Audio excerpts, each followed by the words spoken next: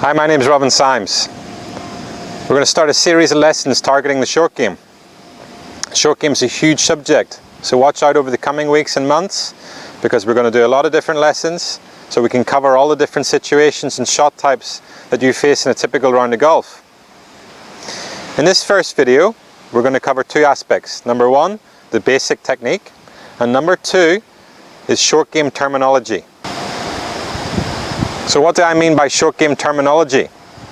Well, there's two words I hear a lot, very common words: chipping and pitching. If I lined up 20 golf coaches here, 20 players, asked them all what a chip was and what a pitch was, you would hear a number of different answers. So learning can take place. We have to make sure you're thinking the same as me. What I think a chip is what you think a chip is. There's no rule book. Nobody gets to decide exactly what it is. We've just got to make sure we're thinking the same. In my opinion, a chip is when at the moment of impact, the shaft will be leaning forward, the loft of the club will be reduced from its loft it's been designed with, and the front of the club will be making contact with the ground first. In a pitch, the moment of impact, the club shaft will be fairly vertical, the loft of the club will be retained from the way it was designed, and the bounce of the club, the sole of the club will hit the ground first. A chip will tend to fly a little lower, run a little more than it flies in the air.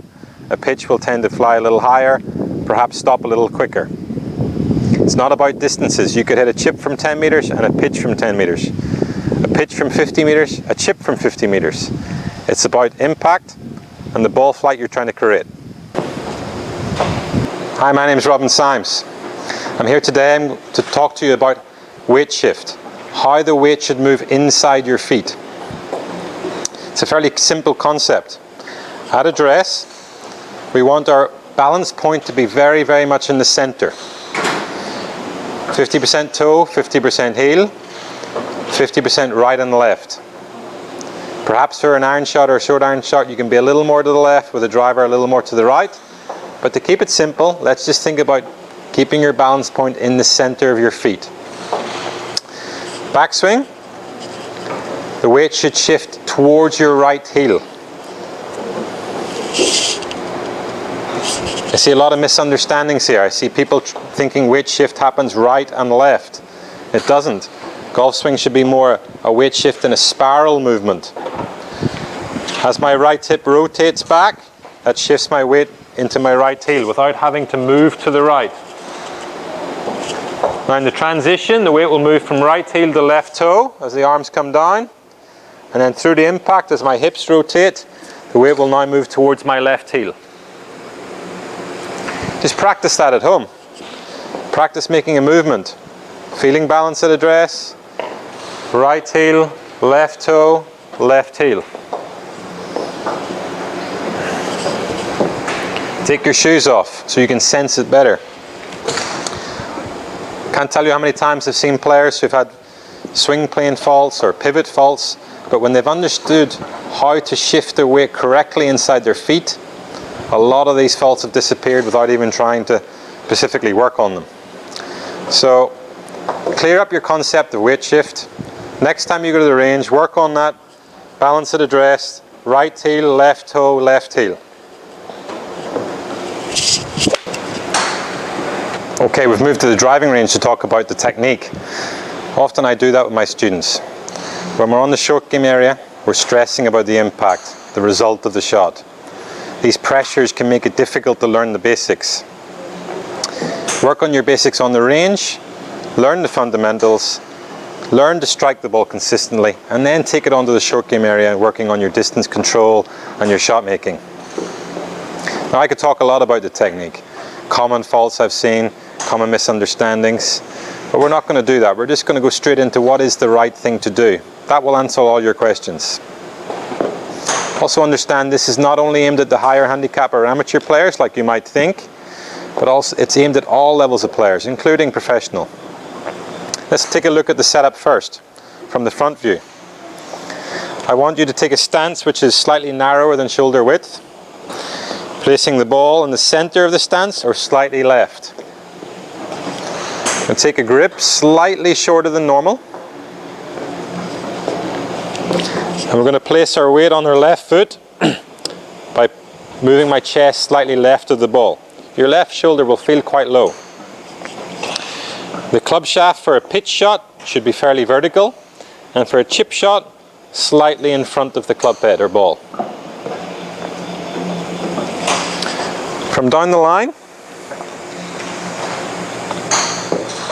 I want you to stand the same distance from the ball as you would for a normal shot, with your feet, knees, hips and shoulders all parallel to the target. Probably sounds too simple, sounds too much like a regular shot. You've been taught to put the ball to the right, lean your legs to the left, open your feet, grip very short, etc. But in my opinion, these are all making short game more complicated. Actually, the impact zone of a short game shot, a chip shot or a pitch shot, is almost identical to the impact zone of a full swing with an iron. So why would your setup be different? I won't talk about it any more than that. The swinging movement of the swinging motion is just as simple. From the front view, all I'm going to do is keep my weight on my left foot, rotate to the right, rotate to the left, keeping my wrists soft so there's a little bit of a natural cocking and uncocking of the club.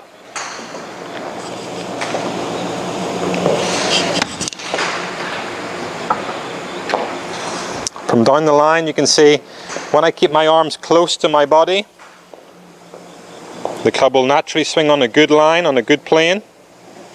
Back to the ball, hitting slightly down on it because my chest is left, and then through again, swinging on a good plane.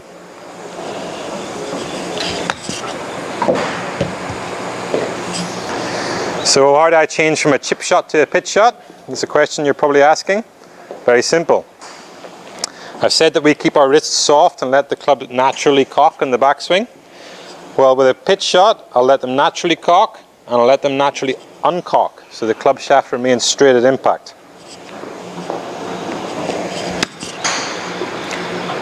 Many people think if you let your wrists uncock in a short game shot, you'll top it or hit it heavy. But if your chest remains left of the ball, that won't happen. You'll still hit a solid contact.